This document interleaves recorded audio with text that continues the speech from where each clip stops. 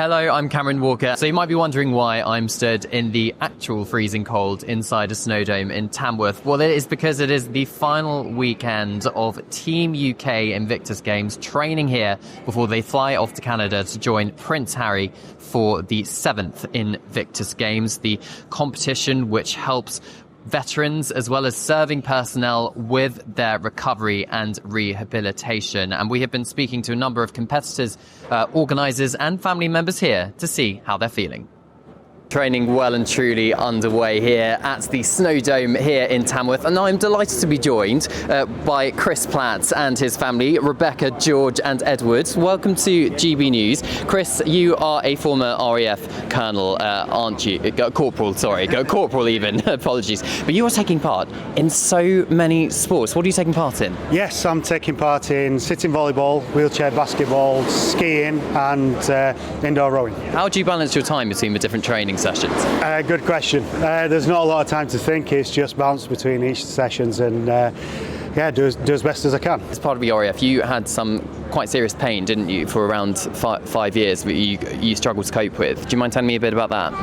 Yeah, so I injured my back in September 2018 and there was a lot of time where I was doing rehabilitation work and other things, and it didn't quite work out.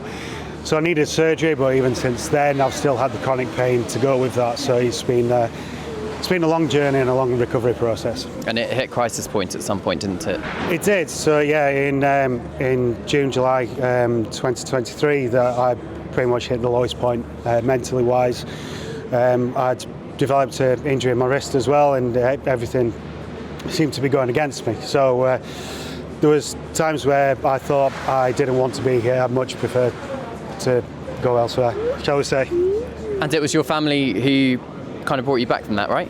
It was, yeah. It was the crisis point. I got to walk to the end of the road, and it was I walk off into the sea, or where my family was at the time was in the nursery across the road. And Invictus Games has helped with your recovery, right? Oh, fantastic, yeah. So from going on the multi-activity course with the British Legion, that was the starting point for my recovery, mentally wise as well as physically wise, and I literally wouldn't be here without them.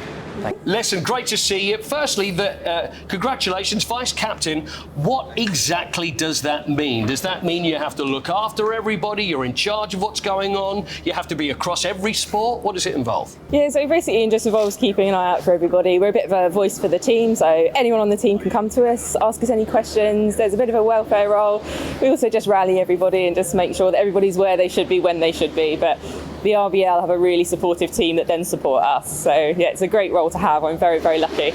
Okay, now interestingly, I was looking at your story because you were a physiotherapist, correct? And so you would work with people that you would see in the Invictus Games, and then due to an accident, you found almost like the role being reversed that you find yourself in there. Is that right? That's the most complicated way of explaining it. And you can probably do it better than I can. No, you're absolutely right. And I found that one of the hardest things, actually, to go from being the person who was giving the help. You know, I was always the physio who was helping people with injuries. I was helping them get better. To then experience the other side of that and be the person who was injured and having to receive the help. It's been a really challenging time, actually, but it does fit in well with the vice captain role as well here, because I think I am a natural sort of helper. I like to keep an eye on people and check everyone's doing okay. So it does work really well, but it has been very strange being on the other side of the physio table, for sure. It's about getting confidence back. Absolutely. I think when you're in the military, you have such defined roles, whether that's your job role or whether that's your profession, whatever it is. It's all so well defined and you know exactly where you fit. And I think when you get injured unexpectedly and everything changes, your whole life changes. You know, you lose your career that you've worked so hard for. You know, you lose your friends, you lose that sense of camaraderie. And I think it's really difficult for a lot of people when they become injured. You know, you lose your sport, you lose your profession, and there's a lot of loss involved around that. So I think the Invictus Games is really about counterbalancing that and giving you something back. You're gaining something. You're gaining sports, you're gaining friends, you're gaining camaraderie, you get to represent your country again. It's all those things that you lost when you became injured.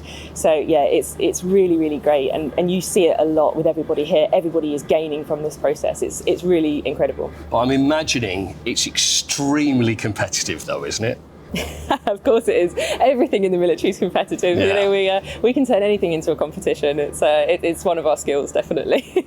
Tell me about what you're doing, because wheelchair curling obviously makes a lot of sense. We know what that would be about, but then you've got skeleton.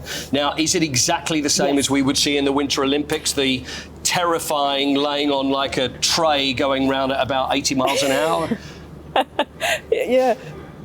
Yeah, that's literally it. I mean, I absolutely can't wait for that. I think that really sort of calls to the thrill seeker within me. So the only difference in Whistler is that we're going to go down from halfway down the track. So we won't be doing the full track. We'll just be doing the half track. But even then, I think that's a once in a lifetime opportunity, you know, to go down the sled track at Whistler, you know, face first on a tea tray. I mean, what more could you want? Well, going to be a great way to, it would be my dream. I have to experience. Really. But you get to practice. I mean, where have you practiced this? Or are you going to tell me, actually, I've never done it before. We're going to give it a first go at Whistler. Yeah, that's exactly right.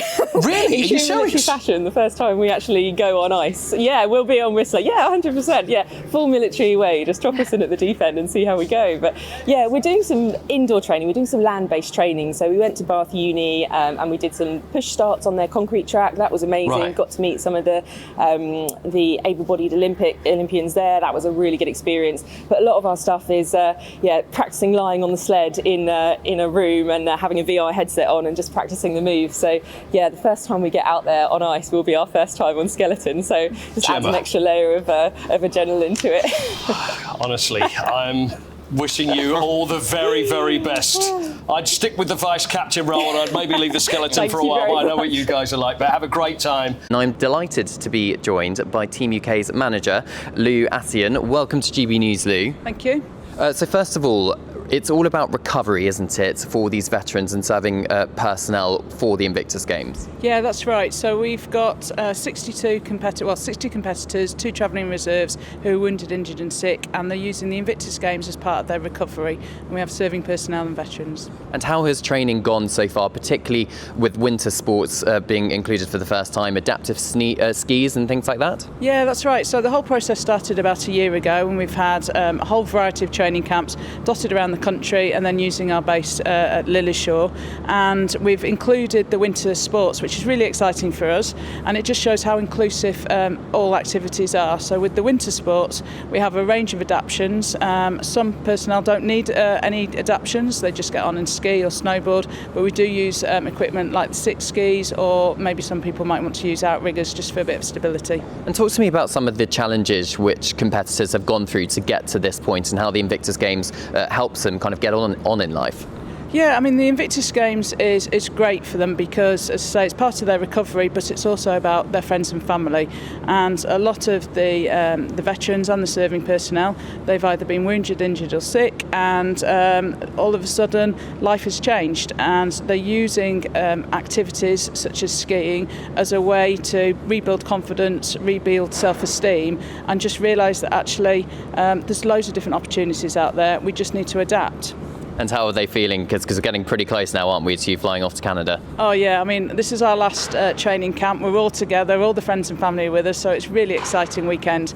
But we know that we've got Canada in literally a couple of weeks' time, so we're really excited. And of course, the Duke of Sussex is very much helping with the Invictus Games. He founded it. Is he in regular contact with Team UK? Yeah, I mean, it's fantastic to have someone such as him pioneering and supporting everyone. He supports all the nations, and we're just really thrilled that the Royal British Legion can be here to help everyone. This is Cameron Walker for GB News YouTube. Don't forget to subscribe to our channel for more Royals content.